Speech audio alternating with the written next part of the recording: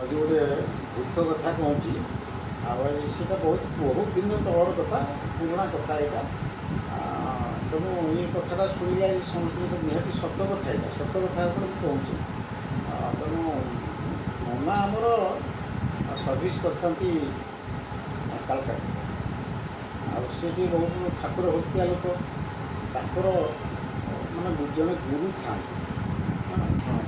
जड़े गुरु था चाकरी कले से गुरु सहित प्रत्येक दिन साक्षात करेंगे आ गुरु किसी सेवा करते आसन जिते कष्ट हो करके आसन तेणु गुरु एत खुशी हो गले नना को से गोटे दाविज गोटे दे से दाविजटा कहले देख यहाँ तो पाखे सब रखू तो हाथ में बांधिक रखू आउ भविष्य में तोर एमती कम आसो तू केवे कल्पना करना नना गुरु कथा मानिक सब हाथ में बांधि था ननाकर जन अफिसटा तार झीर बाहागर होता यदि बाहर होता सी आमर पुरी लोक बोली भारी सम्मान दिखती और निमंत्रण नना करते आप जहाँ ठाकुर बोली डाकती नना आप जमी पहुँचे तो नना कौन कले ना तांकर आउ जड़े सांग सी बालेश्वर लोक तांको ना राम मिश्र को साथी गले साथी कर गले नना जाती जो रिक्शा जाती जो 5-7 किलोमीटर भितर है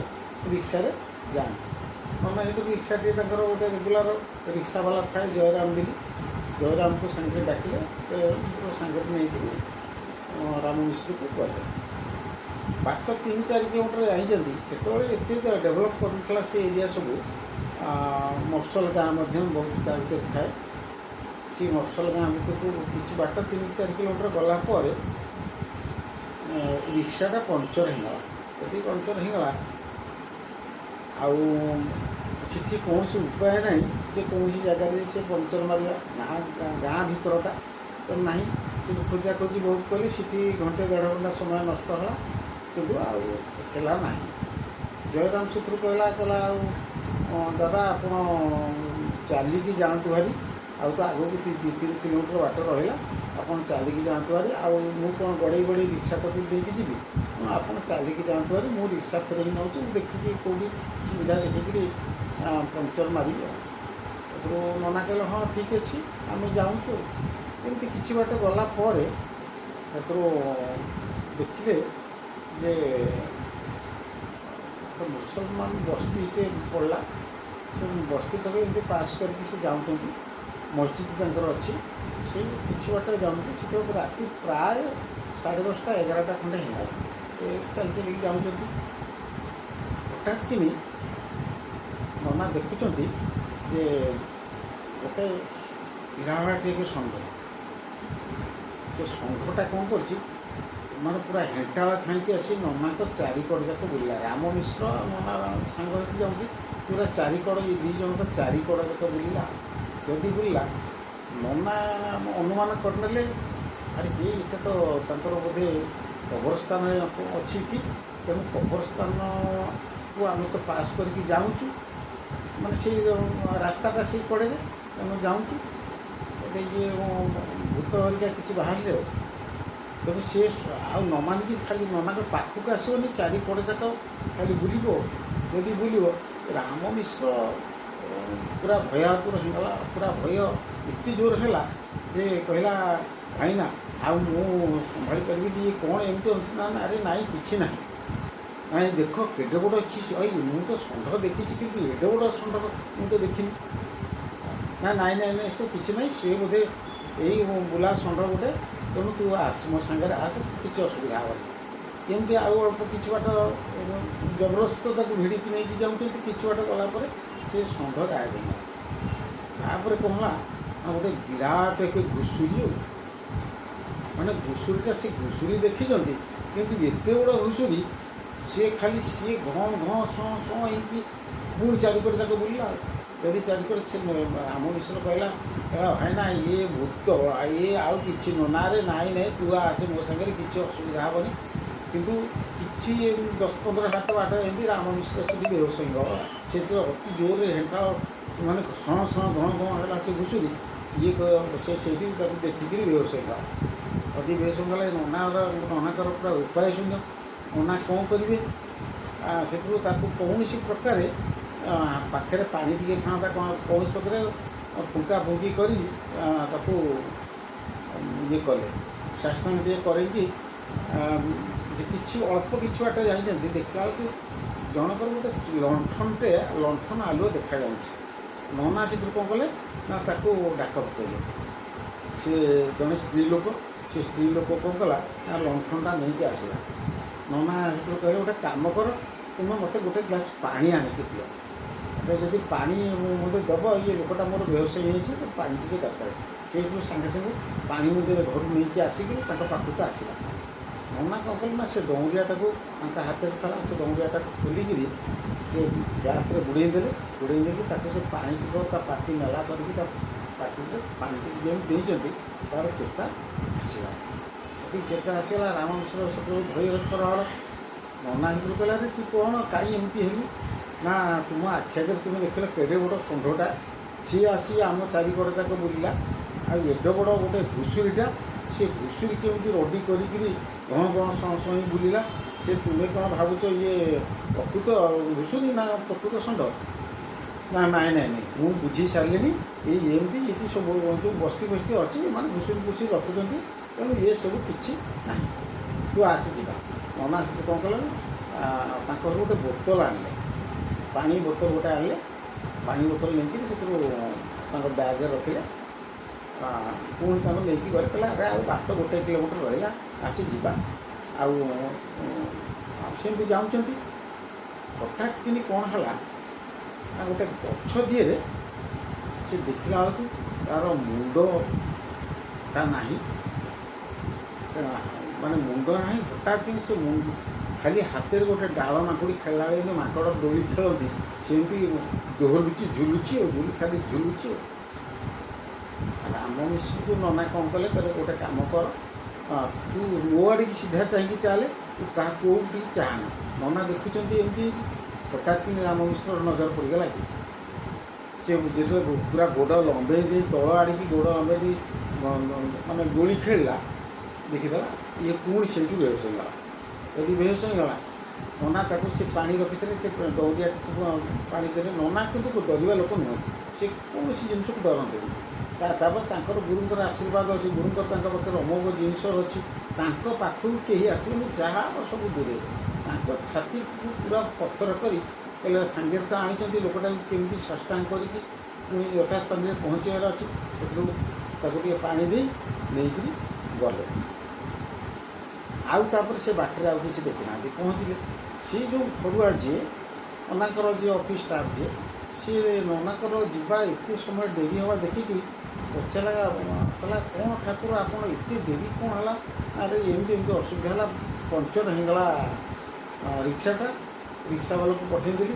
ଆମେ ବାଟ 4 କିଲୋମିଟର ଆସିଲା ଭିତରେ ଏଇ ଘଟଣା ସବୁ ଘଟିଛି। ନା ଆପଣ ତ ଭୁଲ ରାସ୍ତାରେ ପଳେଇ ଆସିଛନ୍ତି, ସେପଟେ କେହି ରାତିରେ ଆସନ୍ତି। ଆପଣ କେମିତି ଆପଣ ଜୀବନ ପାଇଁକି ଆସିଲେ? ଯିଏ ହାବୁଡ଼େ ପଡ଼ିଛି ସେ କେବେ ଆଉ ଜୀବନ ନେଇକି ଆଉ ଫେରେନି। ନା ମୋର ଏମିତି ଘଟଣା ହେଲା। ମୋର ଗୁରୁଙ୍କର ଗୋଟେ ଡଉଁରିଆ ମୋ ପାଖରେ ଥିଲା, ସେ ଡଉଁରିଆ ଦେଇକି ଆକୁ ମୁଁ ସବୁବେଳେ ବେହୋସ ହେଇଯିବ, ମୁଁ ଆକୁ ପୁଣି ସାଷ୍ଟାଙ୍ଗ କରିବି।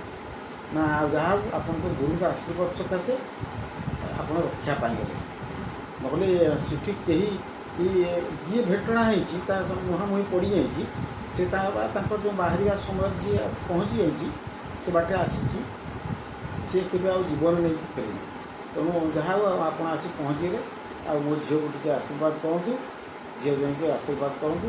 ଆଉ ସକାଳ ହଉ ଆପଣ ଯିବେ, ଆଉ ଗୋଟେ ରାତିରେ ଫେରିବେନି। ନନା କହିଲେ ନା ସେମିତି କିଛି ଅସୁବିଧା ହେବନି, ମୋତେ ଗୋଟେ ରିକ୍ସା ବ୍ୟବସ୍ଥା ଏଠି କରିଦିଅ, ଆମେ ପଳେଇବୁ, କିଛି ଅସୁବିଧା। ବାଟ 5-7 କିଲୋମିଟର ବାଟର ରାସ୍ତା। ତେଣୁ କିନ୍ତୁ ନନାକୁ ସେ କ'ଣ କଲେ ନା ଅନ୍ୟ ଗୋଟେ ରାସ୍ତା ବତେଇଲେ। ସେ ରିକ୍ସାବାଲାକୁ ଯେଉଁ ଦରକାର, ନନା ସେଥିରେ ତାଙ୍କୁ ଭୋଜି ଖାଇଲେ, ଖାଇକି ଆସିଲେ ସେତେବେଳକୁ ରାତି ପ୍ରାୟ 1 ଖଣ୍ଡେ ହେଇଯିବ, ତାଙ୍କର ବାହାଘର ସେତେବେଳକୁ ଚାଲିଥାଏ। ଆଉ 1 ସୁଦ୍ଧା ରାତିରେ ଗୋଟେ ରିକ୍ସା କରିକି ନନା ଆସୁଛନ୍ତି।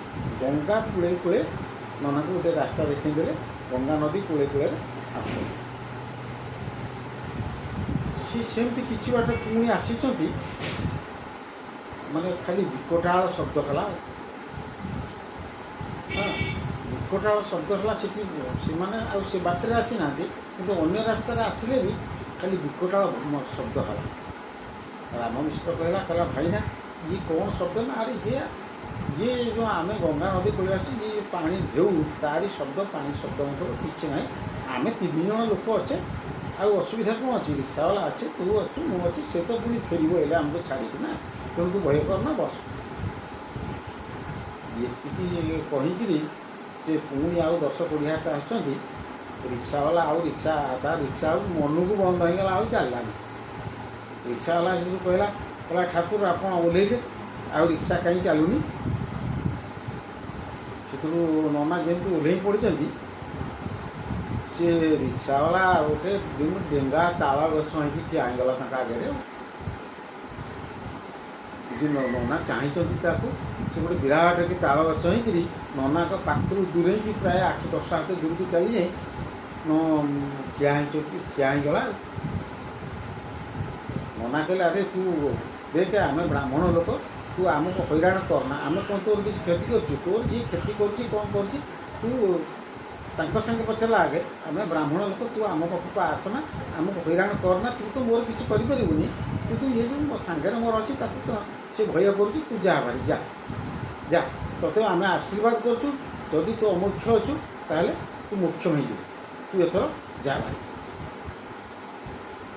ସେ ହଠାତ୍ କିନି ସେ ସେଠୁ ଉଭାନ ହେଇଗଲା। ପୁଣି ସେ ଯେଉଁ ରିକ୍ସାବାଲା, ସେ ରିକ୍ସାବାଲାଟା ଆସି ସେଇଠି ଠିଆ ହେଇଛି। ନନା କହିଲେ କିରେ ତୁ ତ ଏଠି ହେଲେ ନଥିଲୁ? ନା, ମୁଁ ଏଇଠି ଠିଆ ହେଇଛି, ରିକ୍ସାଟା ଚାଲିଲାନି, ମୁଁ ଟିକେ ହାଲିଆ ହେଇଯାଇଛି, ଆଉ ମୁଁ ଠିଆ ହେଇଛି ପୁରା, ମୁଁ ଏଇଠି ଠିଆ ହେଇଯାଇଛି। ଆଉ ଆପଣ ଚାଲନ୍ତୁ, ବସନ୍ତୁ। ନନା ସେଥିରୁ କ'ଣ କଲା, ବସିଲେ। ସେ ରିକ୍ସାବାଲା ସେଥିରୁ କ'ଣ କଲା, ତା ନେଇକିରି ତାଙ୍କ ବସାରେ ପହଞ୍ଚେଇଲା। ନନା କହିଲେ ତୁ ଗୋଟେ କାମ କର, ଆଉ ଯା ନା, ସକାଳ ହଉ ଯିବୁ।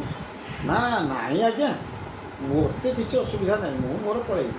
ନା, ତୁ ଆଜି ରହ, ତୁ ରିକ୍ସା ଏଠି ରଖିଦେ, ତାଲା ପକେଇଦେ।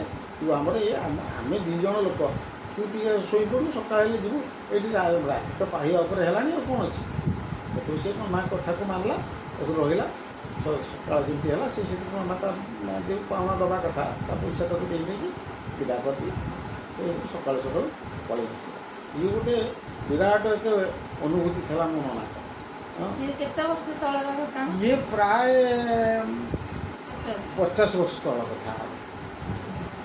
ହଁ, 50 ବର୍ଷ ତଳର କଥା। ତେଣୁ ନନା ଆମ ଆଗରେ ଏଇ ତାଙ୍କ ଅନୁଭୂତିଟାକୁ ସବୁ ବଖାଣିଥିଲେ ଯେ ଏମିତି ମୋ ଜୀବନରେ ଏଇଟା ଗୋଟେ ଘଟଣା ଘଟିଥିଲା। ବାପା ଜେଜେବାପା ସେତିକି ସେ ତ ବହୁତ ପୁଣ୍ୟବାନ ଲୋକ। ସେ ହଁ, ସେ ଡରନ୍ତିନି। ଭୂତ ପ୍ରେତ ଏସବୁ ଜିନିଷକୁ ସେ ଭୟ କରନ୍ତିନି, ମୋଟେ ଡରନ୍ତିନି। ତାଙ୍କର ପୁରା ନିର୍ଭୀକ ହେଇକି ସେ ଯିବା ଆସିବା କରନ୍ତି। ତେଣୁ ଯଦି ଛାତି ପତଳା କରିଦେଲ, ଭୟ ହେଇଗଲା, ତାହେଲେ ତୁମର ହାର୍ଟଚୋକ୍ କରିଯିବ। ସେମାନେ କିଛି କରିପାରିବେନି, ତୁମେ ଭେଟଣା ହେଇଯିବ, ଭୟ ହେଇକି ତୁମର ହାର୍ଟଚୋକ୍ କରିଯିବ। କିନ୍ତୁ ନନା ଜାଣିଛନ୍ତି ଯେ ଭୟ କଲା ମାନେ ବିପଦ ଅଛି। ତାପରେ ତାଙ୍କର ନନା ସବୁବେଳେ ଚିନ୍ତା କରନ୍ତି ଯେ ମୋ ଗୁରୁଙ୍କ ଆଶୀର୍ବାଦ ମୋ ଉପରେ ଅଛି, ମୋର କେହି କିଛି କ୍ଷତି କରିପାରିବେନି। ହଁ, ତେଣୁ ସେ ଯେଉଁ ବିରାଟ ଡେଙ୍ଗା ତାଳ ଗଛ ଆସି ଠିଆ ହେଇଥିଲା। ନନା ତ କହିଲେ ତୁ ଯଦି ଅମୁଖ୍ୟ ଅଛି, ତତେ ମୁଁ ଆଶୀର୍ବାଦ ବ୍ରାହ୍ମଣ ଲୋକ କରୁଛି, ତୁ ମୁଖ୍ୟ ଯା, ତୁ ଏଠୁ ଆମକୁ ହଇରାଣ କରନା, ଆମେ ବ୍ରାହ୍ମଣ ଲୋକ ହଇରାଣ କରନା, ତୁ ଯା ଭାରି ଏଥର ଯା। ସେ ନନା କଥା ମାନିକିରି ସେଇଠୁ କୁଆଡ଼େ ଗଲା। ଆଉ ନନା ତାପରେ ଘରେ ଆସି ପହଞ୍ଚିଲେ, ତାଙ୍କ ବସାରେ ଆସି ପହଞ୍ଚିଲା। ସକାଳୁ ସେ ରିକ୍ସାବାଲା ତା ବାଟରେ ଆସିଲା। ଆଉ ଏମିତି ବହୁତ କିଛି ଅନୁଭୂତି ମୋର ବି ଅଛି। ବହୁତ କଥା ମୁଁ ଶୁଣିଛି, ସତ୍ୟ ଘଟଣା ଆହୁରି ଅଛି, କହିବି ପୁଣି କେତେବେଳେ ଆଉ।